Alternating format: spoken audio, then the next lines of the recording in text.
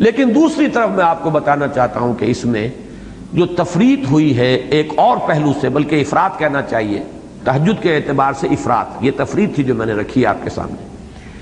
وہ یہ ہے کہ بہت غلط تصورات اس کے بارے میں لوگوں میں موجود ہیں۔ نمبر ایک، میں ایکسٹریم سے چل رہا ہوں، کچھ ہمارے ہاں ملنگ قسم کے لوگ ایسے بھی ہوتے ہیں اور ہیں ہر دور میں، جو نماز پنجگانہ سے سروکار نہیں تہجد پڑھتے ہیں، اس سے خاص شگف ہے۔ اور میں یہاں دکھ کے ساتھ کہہ رہا ہوں کہ خود علامہ اقبال کا حال یہ تھا، نماز کے لیے اہتمام ان کا وہ کہ نماز مسجد میں جا کے پڑھتے ہو، یہ تو ثابت ہے، کوئی شخص بھی نہیں کہتا کہ وہ نماز مسجد میں پڑھتے تھے۔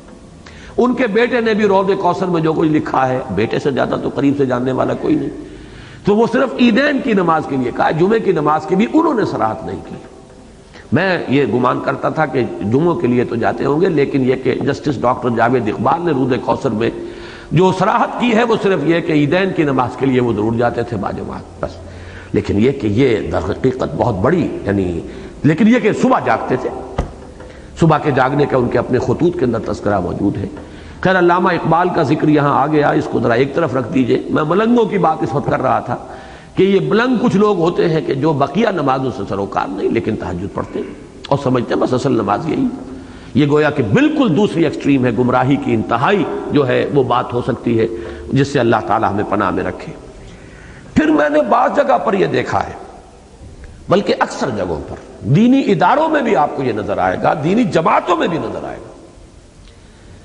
کہ نماز باجماعت پنج وقتہ کا وہ اہتمام نہیں ہوتا۔ بڑی تیزی سے ہلکی پھلکی سی قرات، تیزی کے ساتھ نماز پڑھی، اس میں وہ نہ تعدیل ارکان کا معاملہ ہو رہا ہے، نہ اس کے لیے بعض بڑے بڑے جلسوں میں تو دیکھا گیا ہے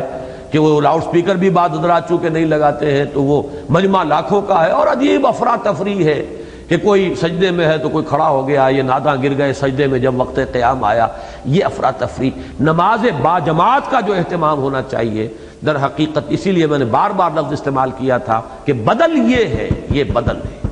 اور اس کی اہمیت، اس کا فلسفہ، اس کی جو بھی اس وقت ایمفیسس ہے ہمارے دین کے اندر، اس کے مقابلے میں تہجد کا کوئی مقام نہیں۔ زمین و آسمان کے فرق کے حوالے سے میں کہہ رہا ہوں کہ جتنا زور اس پر ہونا چاہیے، قامت صلاۃ کا جتنی مرتبہ حکم آیا ہے، قیام اللیل کا تو ایک حکم تو یہاں آیا ہے، اور اس کے بعد جو ہے صرف تہجد کا ذکر سورہ بنی اسرائیل میں وَمِنَ اللَّيْلِ فَتَہَجَّدْ میں، باقی پورے قرآن مجید میں زور، تکرار، اعادہ، ایمفیسس، وہ تو در حقیقت اس نماز پنجگانہ، نماز باجماعت کا ہے۔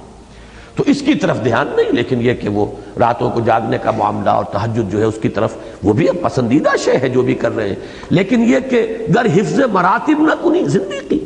ریشیو پروپورشن بگڑ جائے گی تو پورا مزاج بگڑ جائے گا، پورا اس کے پھر نتائج اور اثرات جو ہے وہ تبدیل ہو جائیں گے۔ وہ بات چھوٹی نہیں ہے، بہت بڑی ہے۔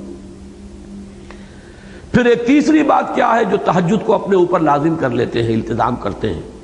وہ تہجد کی روح سے سرے سے ناواقف ہے اکثر و بیشتر۔ وہ نماز کی تو 8 رکعتیں پڑھ لیں گے جلدی جلدی، 10-12 منٹ میں ختم،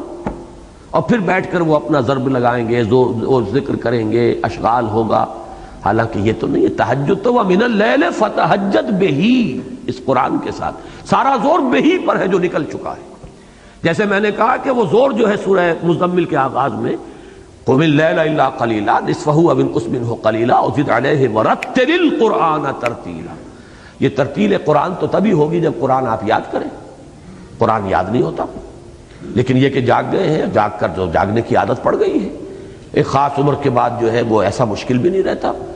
نیند کا وہ تقاضا نہیں رہتا انسان کے جسم کے اوپر جتنا کہ جوانی میں ہوتا ہے۔ پھر یہ کہ وہ جاگ رہے ہیں، اور جاگ کر وہ ہے کہ نماز کا معاملہ جو ہے وہ تو ہے مختصر، تہجد ہو رہی ہے، لیکن یہ کہ اس کے بعد اپنے اپنے ذوق، اپنے اپنے جو بھی مشرب ہے، مسلک ہے، ان کے مطابق وہ ذکر کرتے ہیں۔ یہ بھی در حقیقت اصل روح تہجد سے گویا کہ بہت بعد رکھنے والی شے ہے، اس لیے کہ اس میں تو اصل ایمفیسس جو ہے قیام اللیل میں وہ بھی ترتیل قرآن پر ہے، اور یہاں بھی وَمِنَ اللَّيْلِ فَتَہَجَّدْ بِهِ، اس لیے کہ آیت کو جوڑیے تو پہلے قرآن الفجر کا ذکر آیا،